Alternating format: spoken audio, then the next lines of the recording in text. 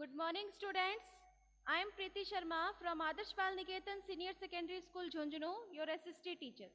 Today we will continue our third chapter, Minerals and Power Resources. कि हम minerals और power resources के बारे में हमने इस चैप्टर को पढ़ा है, जिसमें हमने क्या देखा था कि मिनरल्स क्या होते हैं, क्या उनके क्लासिफिकेशंस हैं on the basis of their extraction, कि कैसे उनको एक्सट्रैक्ट किया जाता है मिनरल्स को, इसके बारे में हमने इस चैप्टर में पढ़ा है। आज हमारा जो टॉपिक है वो क्या है, पावर रिसोर्सेज कौन कौन से हैं। यहाँ से ही स्टार्ट करना है ना।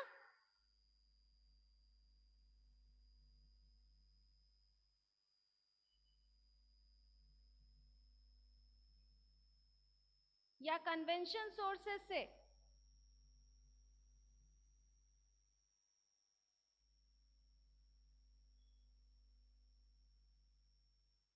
आज का जो हमारा टॉपिक है वो है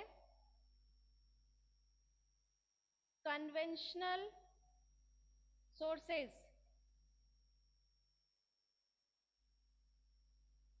ठीक है, तो conventional sources of energy are those which have been in common use for a long time. Conventional source of energy कौन से एनर्जी सोर्स हैं जिनको हम बहुत लॉन्ग टाइम के लिए यूज करते हैं, है ना, बहुत लंबे समय के लिए जिनको यूज किया जाता है और हमारी डे टू डे जो लाइफ है उसमें हम उसे यूज करते हैं, वो कन्वेंशनल सोर्स ऑफ एनर्जी कहलाते हैं।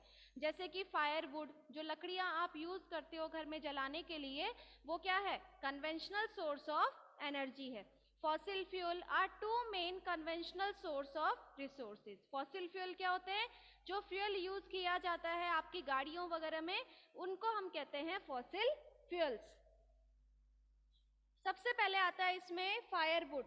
It is widely used for cooking and heating. Firewood का यूज किसके लिए किया जाता है, कुकिंग एंड हीटिंग के लिए।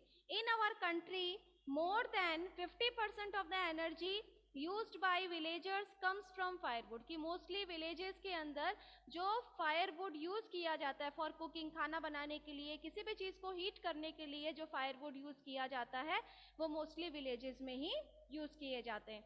Remains of plants and animals which are buried under the earth for millions of earth got converted by heat and pressure into fossil fuel. Fossil fuel कैसे कहते हैं, कि जो एनिमल्स और प्लांट्स है उनके जो रिमेन्स, यानी कि जो मान लो कि जो प्लांट्स है, कुछ प्लांट्स ऐसे होते हैं जो टूट के गिर जाते हैं, एनिमल्स जो होते हैं उनकी जो डेड बॉडीज होती है वो धीरे धीरे क्या होने लगती है, सॉइल्स में बरीड होने लगती है, सॉइल्स में मिक्स होने लगती है, और फिर मिलियंस ऑफ अर्थ जो है, यानी कि मिलियंस ऑफ ईयर्स, कई सालों तक वो धीरे धीरे प्लांट्स और एनिमल्स के जो रिमेन्स होते हैं वो कन्वर्ट होने लगते हैं किसमें, फॉसिल फ्यूल में। और ये किससे चेंज होते हैं, with the help of heat and pressure. Heat और प्रेशर, अर्थ के हीट और प्रेशर से प्लांट्स और एनिमल्स के जो डेड पार्ट होते हैं वो धीरे धीरे कन्वर्ट होने लगते हैं किसमें, फॉसिल फ्यूल में। Fossil fuels such as coal, petroleum, natural gas are the main source of conventional energy। कि fossil fuel में कौन कौन सी चीजें आती हैं, जैसे कि कोल है, पेट्रोलियम है, नेचुरल गैस है, ये main conventional source of energy कहलाते हैं। The reserve of these minerals are limited. कि ये जो कोल, पेट्रोलियम और नेचुरल गैस है, इनका जो स्टॉक होता है ये बहुत लिमिटेड है।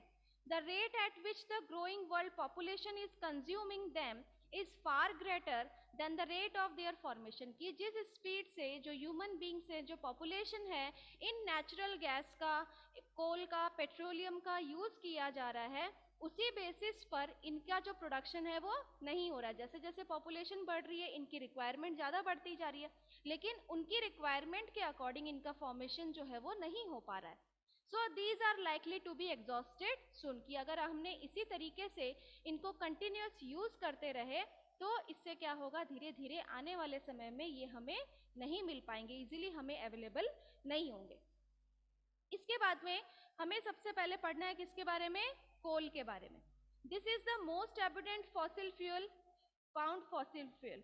It is used as a domestic fuel. ये जो कोल है इसको पहले कैसे यूज किया जाता था, कोयले वगैरह जानते हो ना आप, तो उनको घर में यूज किया जाता था। इन इंडस्ट्रीज में यूज किया जाता है as iron and steel steam engines to get generate electricity. कि इंडस्ट्रीज में यूज किया जाता है, आयरन और स्टील इंडस्ट्रीज में, और स्टीम इंजिन्स में यूज किया जाता है for the generation of electricity, electricity generate करने के लिए। Electricity from coal is called thermal power, कि जो इलेक्ट्रिसिटी हमें कोल से मिलती है, जो इलेक्ट्रिसिटी कोल से जनरेट की जाती है, उसे हम क्या कहते हैं? Thermal power. ठीक है, कोल से जो इलेक्ट्रिसिटी जनरेट होती है उसे हम क्या कहेंगे? Thermal power. ठीक है, इसे क्या कहा जाता है? Thermal power. The coal which we are using today was found million of years ago when giant firms and swamps got buried under the layers of earth. Coal is therefore referred to as buried sunshine, यानी कि कोल जो है ये बहुत सालों, कई सालों पहले ही ये जो कोल है वो मिला था, जब इसमें जेंट फर्न्स और स्वैम्प जो थे, ये दोनों जब ये जो दो नाम आपको यहाँ दिए गए हैं, इनको आप अंडरलाइन कर लो कि इन दोनों के बरिड अर्थ लेयर के ऊपर, जो अर्थ का जो डिफरेंट लेयर है, उन अर्थ में दबने के कारण, जो सॉइल है उन मिट्टी में दबने के कारण इस कोल को दूसरा नाम दिया गया, जिसका नाम है बरिड सनशाइन, जो उन्हीं के नाम पर रखा गया। बरिड सनशाइन क्यों कहा जाता है? कि जो दफन करने के बाद, मिट्टी में दबाने के बाद में जो चीजें हमें अवेलेबल होती है, और इसीलिए हम इसे क्या कहते हैं? बरिड सनशाइन कहते हैं। ठीक है, जैसे कि सॉइल के जो डिफरेंट लेयर्स होते हैं, उनमें प्लांट्स और एनिमल्स, इन सब चीज़ों की, जो प्लांट्स हैं उन सब के जो रिमेन्स होते हैं वो धीरे धीरे क्या होने लगते हैं? लेयर्स में बरिड होने लगते हैं, दबने लगते हैं। जैसे जैसे लेयर्स और ऊपर आती जाएगी वो चीज़ें क्या होती जाएंगी? और नीचे चली जाएगी। और फिर उसके बाद में जब कई सालों बाद में, मिलियन ऑफ ईयर्स के बाद में जब उनको निकाला जाता है, तो वो हमें किस फॉर्म में मिलते हैं? कोल के फॉर्म में मिलते हैं। इसीलिए इसे क्या कहा जाता है? बरिड सनशाइन कहा जाता है। ठीक है, the leading coal producer of the world are, कौन कौन सी कंट्रीज हैं जहां पर कोल का प्रोडक्शन जो है वो होता है? तो वो है China, USA, Germany, Russia, south Africa और फ्रांस में। द कोल प्रोड्यूसिंग एरियाज, और उसके अलावा इंडिया में कहाँ कहाँ होता है? वो होता है रानीगंज, झरिया, धनबाद, बोकारो इन झारखंड, झारखंड के अंदर। ठीक है, फिर नेक्स्ट आता है आपका petroleum. The petrol that keeps your car running as well as the oil that keeps your cycle from squeaking both began as a thick black liquid called petroleum. कि जो पेट्रोल यूज किया जाता है किसी भी गाड़ी को चलाने के लिए, है ना, तो इन सब चीज़ों में, गाड़ियों में जो चीज़ें यूज की जाती है उसे हम क्या कहते हैं? पेट्रोल कहते हैं। It is found between the layers of rock and is drilled from the oil field located in offshore and coastal areas. जो कोस्टल एरियाज हैं, कोस्टल एरियाज जो सीज और ओशन के पास के जो एरियाज होते हैं, उन एरियाज के डिफरेंट लेयर, यानी कि बहुत डेप्थ में, बहुत गहराई में, in the layers of rocks, rocks के डिफरेंट लेयर्स होते हैं, वहाँ से इनको एक्सट्रैक्ट किया जाता है। एक्सट्रैक्ट मीन्स माइनिंग प्रोसेस के द्वारा इनको क्या किया जाता है? निकाला जाता है। किसको? पेट्रोल को। ठीक है, this is then send to refineries. निकालने के बाद में फिर इनको रिफाइन किया जाता है। रिफाइन मीन्स उसको क्लीन करना, साफ करना। Which process the crude oil and produce a variety of product, और फिर रिफाइनिंग के बाद में अलग अलग प्रोडक्ट के फॉर्म में ये हमारे सामने होते हैं, जैसे कि diesel, petrol, kerosene, wax, plastic, lubricants. Petroleum and its derivatives are called black gold, कि पेट्रोलियम और इसकी जो अलग अलग वेराइटीज हैं इन्हें क्या कहा जाता है? ब्लैक गोल्ड कहा जाता है। ठीक है, जो पेट्रोलियम और उनकी डिफरेंट वेराइटीज, इनको हम क्या कहते हैं? ब्लैक गोल्ड कहते हैं, ब्लैक गोल्ड। नेक्स्ट है as they are very valuable. जैसा कि हम जो नेचुरल गैस, कोल वगैरह के बारे में पढ़े थे, उसमें हमने क्या देखा कि वो हमारे लिए बहुत ज़्यादा प्रीशियस है। उसी तरीके से ये जो पेट्रोलियम है वो भी क्या है? बहुत ज़्यादा प्रीशियस है। And the chief petroleum producing countries are, कौन कौन सी कंट्रीज में इनका प्रोडक्शन होता है? Iraq, Iran, Saudi Arabia and कतार।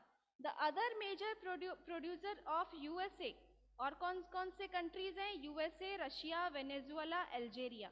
इंडिया के अंदर आसाम में, मुंबई में और गोदावरी रिवर्स में। ठीक है, नेक्स्ट आता है हमारा, वो है नेचुरल गैस।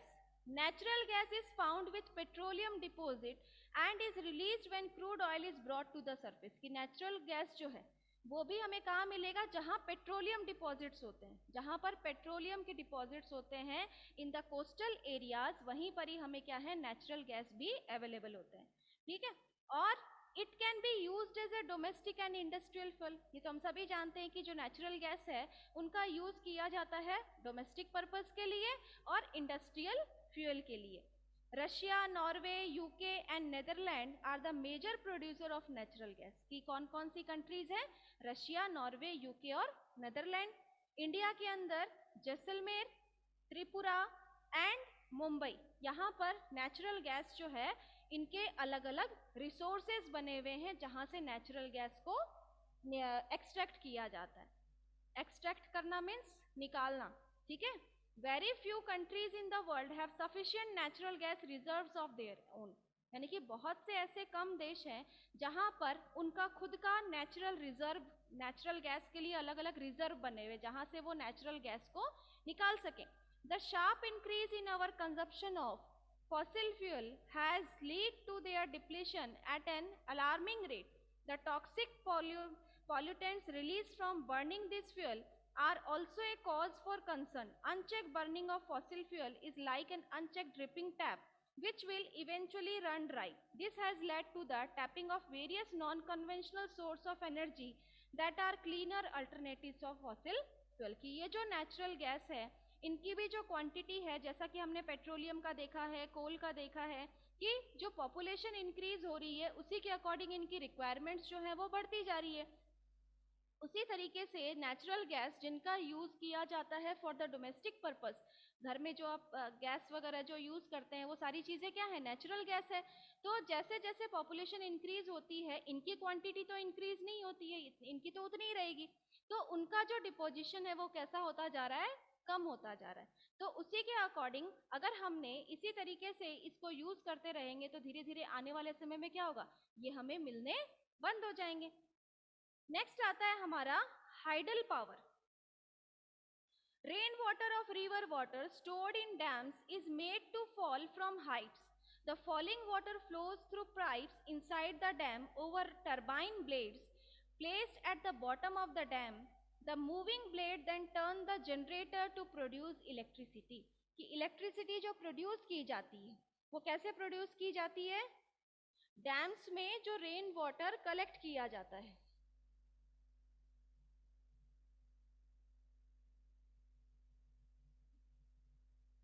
कोई भी रिवर फ्लो हो रही है, सपोज जैसे कि आपकी ये रिवर फ्लो हो के आ रही है, इसकी स्पीड बहुत ज़्यादा होगी, तो इसको हम रोकने के लिए, इसकी स्पीड को कम करने के लिए क्या बनाए जाते हैं, डैम्स कंस्ट्रक्ट किए जाते हैं। ठीक है, जिनको हम हिंदी में क्या कहते हैं, बांध कहते हैं, है ना।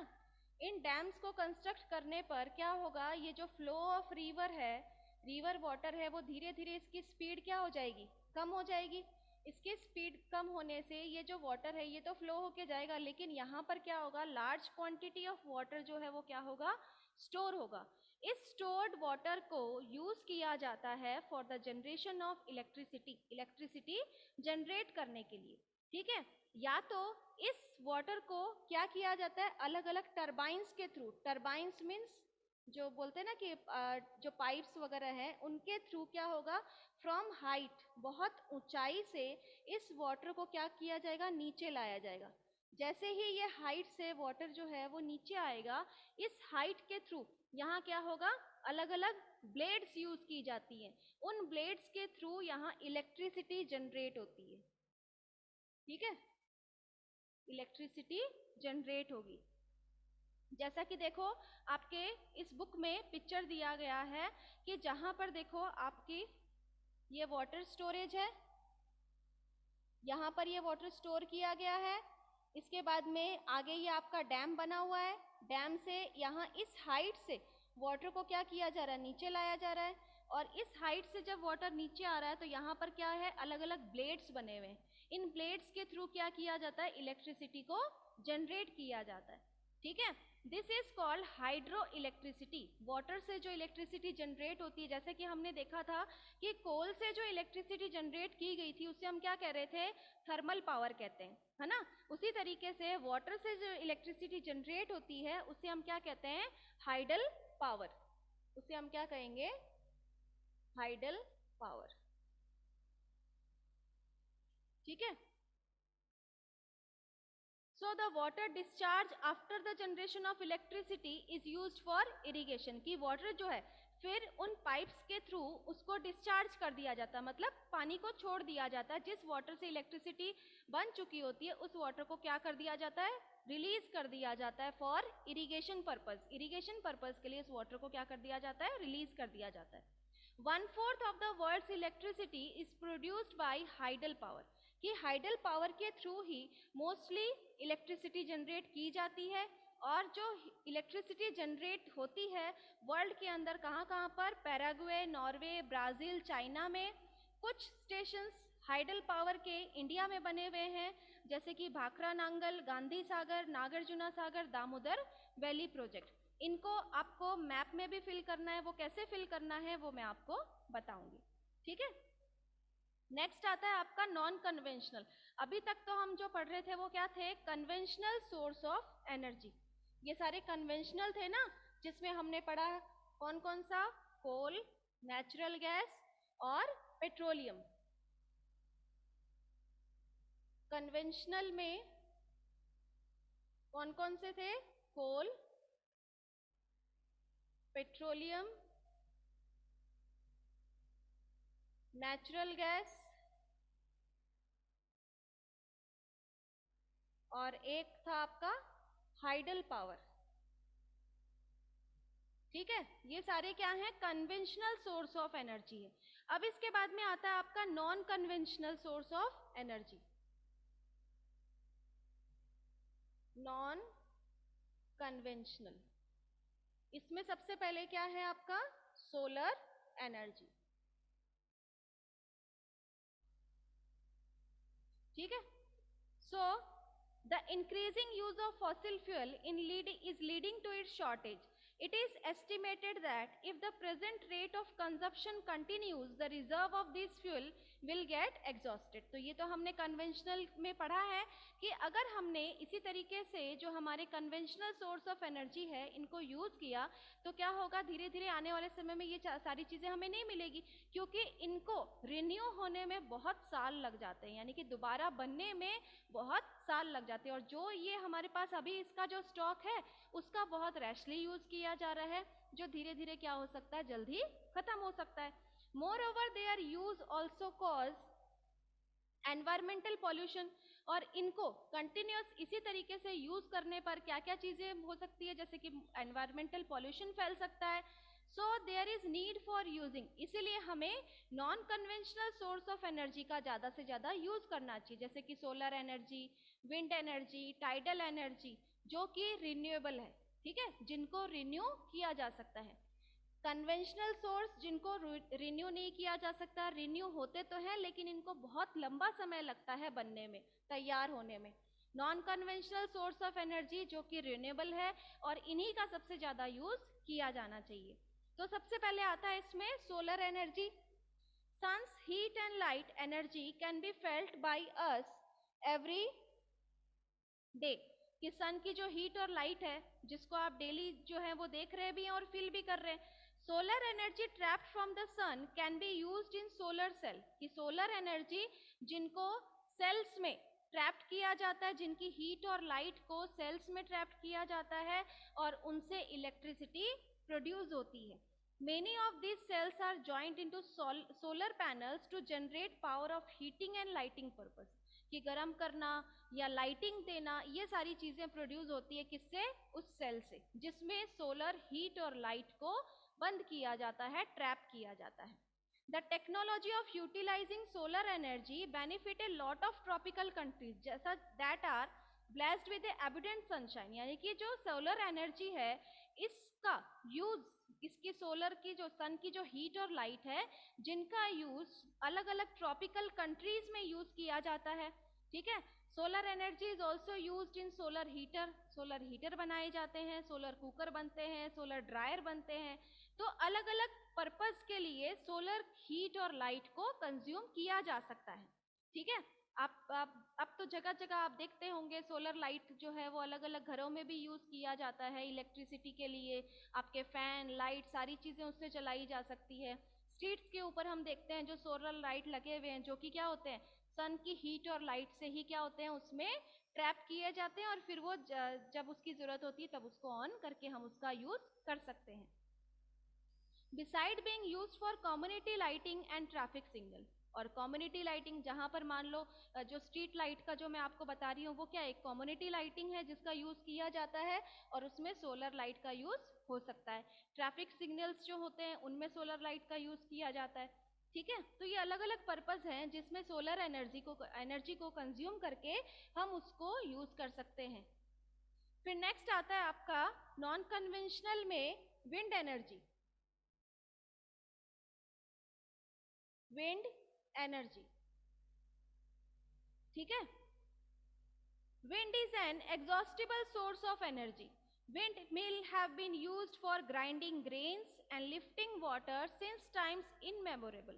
कि विंड एनर्जी जो है जिनका यूज किया जाता है बहुत पुराने समय से। ठीक है, जैसे कि जो ग्रेन्स है उनको पीसने के लिए, जो अनाज वगैरह होते हैं उनको पीसने के लिए, ग्राइंडिंग के लिए, या फिर लिफ्टिंग वाटर पानी को मूव करने के लिए, पानी जो है उसको निकालने के लिए।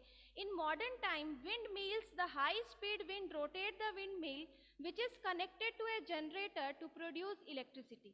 विंड एनर्जी का यूज किया जाता है जिससे हम क्या कर सकते हैं, इलेक्ट्रिसिटी जनरेट कर सकते हैं।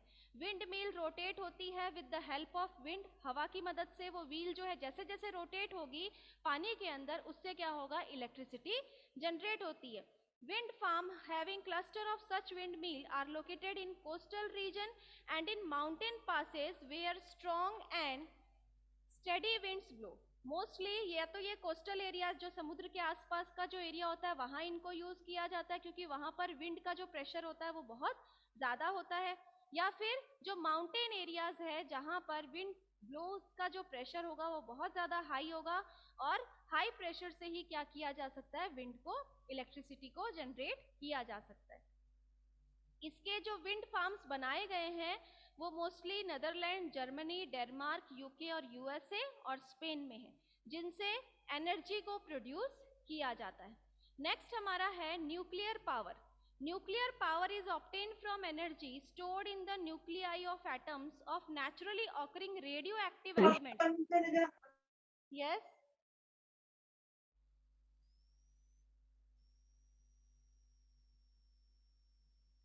elements like uranium and thorium. This fuel undergo nuclear fusion in nuclear reactor and emit power, कि जो न्यूक्लियर पावर है जिनका मोस्टली यूज किया जाता है, हम जो एक्सपेरिमेंट्स होते हैं उनमें यूज किया जाता है, और उसके साथ साथ जो ये एटम्स वगैरह जो क्रिएट किए जाते हैं उनमें यूज किया जाता है। यूरेनियम और थोरियम, इन दोनों की जो क्वांटिटीज होती है ये इसमें ज्यादा होती है। ये रेडियो एक्टिव एलिमेंट्स कहलाते हैं, यूरेनियम और thorium. The greatest producer of nuclear power are, कौन कौन से देश हैं, यूएसए और यूरोप, और इंडिया में Rajasthan, Jharkhand have a large deposit of uranium. India में राजस्थान और झारखंड में सबसे ज्यादा यूरेनियम पाया जाता है। थोरियम जो है वो लार्ज क्वांटिटी में है केरला के अंदर, और न्यूक्लियर पावर स्टेशन इंडिया के अंदर कहाँ है, कलपक्कम तमिलनाडु में, तारापुर महाराष्ट्र में, राणा प्रताप सागर कोटा राजस्थान में, उत्तर प्रदेश और कर्नाटका के अंदर। ठीक है, ये अलग अलग न्यूक्लियर पावर स्टेशंस जो हैं वो बनाए गए हैं। नेक्स्ट आता है आपका geothermal energy. Heat energy obtained from the earth is called geothermal energy. की जो हीट प्रोड्यूस होती है अर्थ से, उससे जो एनर्जी बनाई जाएगी, यानी कि जिससे हम इलेक्ट्रिसिटी जनरेट कर सकते हैं with the help of earth power, earth की जो हीट और प्रेशर से उनसे जो एनर्जी जनरेट होगी वो क्या कहलाती है, जियोथर्मल एनर्जी कहलाती है। The temperature in the interior of the earth rises steadily as we go deeper. Sometimes this heat energy में surface itself in the form of hot spring, यानी कि जैसे जैसे हम अर्थ के गहराई में जाते हैं तो वहां क्या होता है, हमेशा जो हीट और प्रेशर है वो हमेशा क्या होता रहता है, मूव होता रहता है। तो उस हीट और प्रेशर से जो एनर्जी कन्वर्ट होगी वो जियोथर्मल एनर्जी कहलाती है, और इनका यूज किया जाता है पावर को जनरेट करने के लिए, इलेक्ट्रिसिटी जनरेट करने के लिए। Geothermal energy in the form of hot spring has been used for, और ये जो जियोथर्मल एनर्जी है इसका यूज किया जाता है कुकिंग के लिए, heating, bathing. USA has the world largest geothermal power, कि इसको आप अंडरलाइन कर लो कि सबसे लार्जेस्ट जियोथर्मल पावर प्लांट जो है वो कहाँ पर है, यूएसए में, उसके बाद में न्यूजीलैंड में, Iceland, Philippines, Central America. India के अंदर ये है हिमाचल प्रदेश और लद्दाख के अंदर। नेक्स्ट आता है आपका टाइडल एनर्जी। अब यहाँ तक आपने आज पढ़ा है कन्वेंशनल और non conventional source of energy में। यहाँ पे आपको कुछ पूछना है इसमें?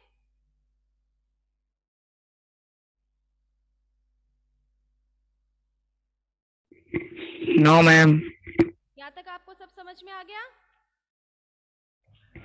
Yes ma'am. तो चलो अभी ये टाइडल एनर्जी देखते हैं कि energy generated from tides is called tidal energy. जो टाइड्स होते हैं, टाइड्स मीन्स जो समुद्र की जो लहरें होती हैं उनका जो स्पीड होता है बहुत ज़्यादा बढ़ने के कारण जो टाइड्स ऑकर होते हैं उनसे जो पावर जनरेट होगी वो क्या कहलाती है, टाइडल एनर्जी कहलाती है।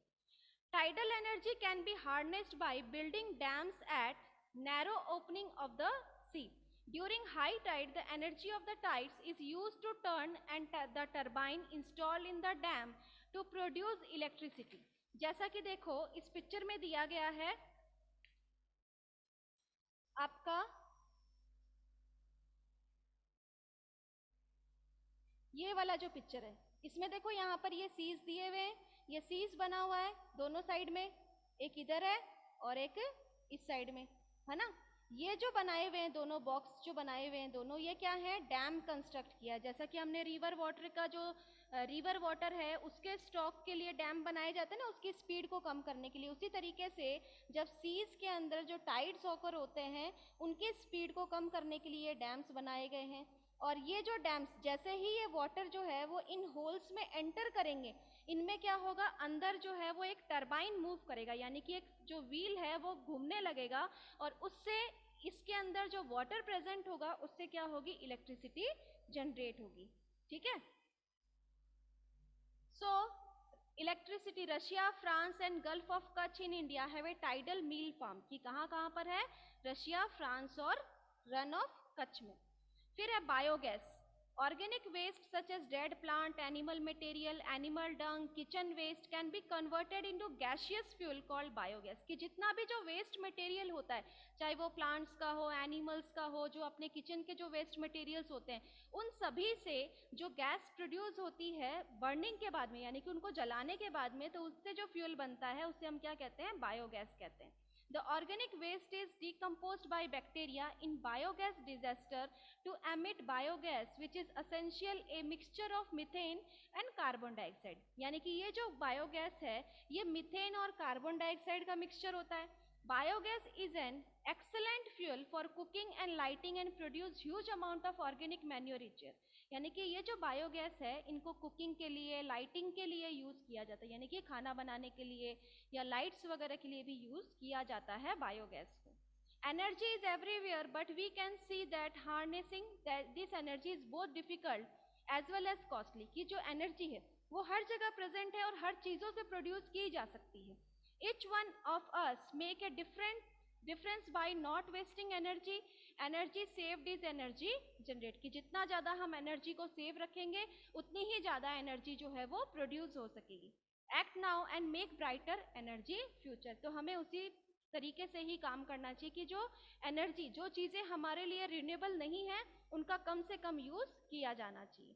ठीक है, तो ये चैप्टर हो गया आपका कंप्लीट। इसकी जो एक्सरसाइज है वो मैं आपको सेंड कर दूंगी, जिससे आप इसके चैप्टर को, क्वेश्चन आंसर्स को अपनी नोटबुक में कर लीजिएगा।